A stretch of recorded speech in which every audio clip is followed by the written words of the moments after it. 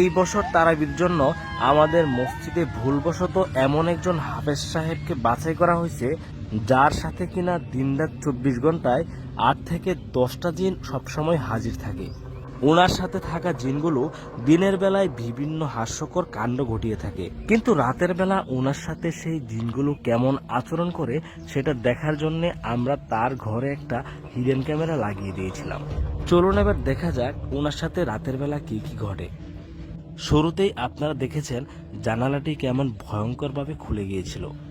জানালাটি খোলার পর থেকেই ক্যালেন্ডারটা কেমন নিজে থেকেই দুলছিল, যেটা দেখার পর প্রথমে আমরা ভেবেছিলাম বাতাসের কারণে হয়তোবা এটা দুলছে, কিন্তু যখনই এই বোতলটির দিকে আমাদের চোখ পড়ল তখন আমরা বুঝতে পারলাম এটা কোনো বাতাস নয়, নিশ্চয়ই এখানে কোনো অশরীরী উপস্থিত রয়েছে। ক্যালেন্ডার এবং বোতলের পর এবার দেখুন ওনার টেবিলের উপর যে খাতা ছিল সেই খাতা নিজে থেকেই উল্টে যাচ্ছে, যেটা দেখার পর আমাদের ভয় আরো বাড়তে শুরু করলো।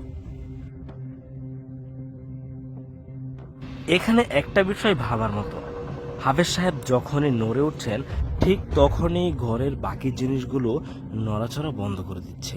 উনি ঘুমানোর পর আবারও শুরু হচ্ছে। এবার চেয়ারটির দিকে একটু লক্ষ্য করে দেখুন, চেয়ারটি কিন্তু নিজে থেকেই দুলছে, তার মানে এখানে কোনো অশরীরী বসে রয়েছে। অশরীরী বলতে আমরা তাদেরকে বুঝি যাদের নিজস্ব কোনো শরীর হয় না, কিন্তু তারা সব জায়গায় উপস্থিত থাকতে পারে। এতক্ষণ পর্যন্ত আমরা যা কিছু দেখেছি সেগুলো ঘটেছে ওনার ঘুমন্ত অবস্থায়।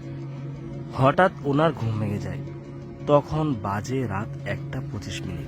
ঘুম থেকে ওঠার পর যখন দেখতে পেলেন জানালাটি খোলা রয়েছে, সেটা দেখার পর তিনি কিছুটা ভয় পেয়ে যান। আসলে তিনি জানালা খোলা দেখে ভয় কেন পেলেন সামনে গিয়ে জানতে পারবেন। জানালা বন্ধ করে তিনি কার সাথে যেন কথা বলছিলেন। এমন সময় ওনার পিছনে থাকা ক্যালেন্ডারটি আবার নড়ে উঠল, কিন্তু তিনি সেদিকে তাকানোর সাথে সাথে নড়াচড়া বন্ধ হয়ে যায়।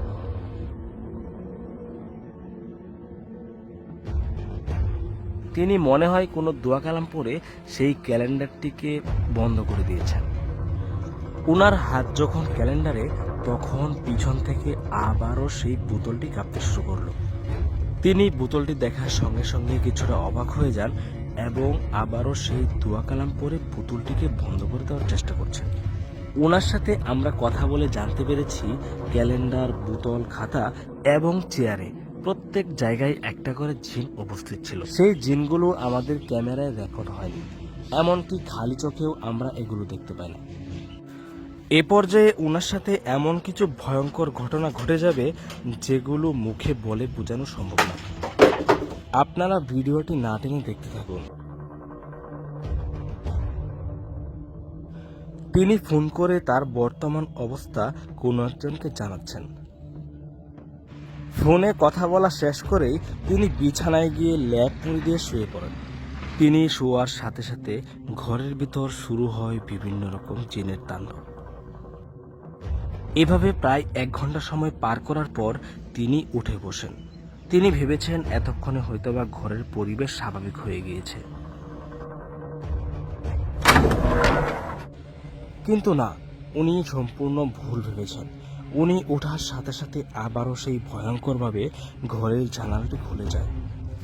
জানালাটি খোলার পর তিনি এমন কিছু দেখেন যেটা দেখার পর নিজেকে বাঁচানোর জন্য পিছন দিকে যাচ্ছিলেন। এমন সময় তার শরীরে পড়ে যায় পিছনে থাকা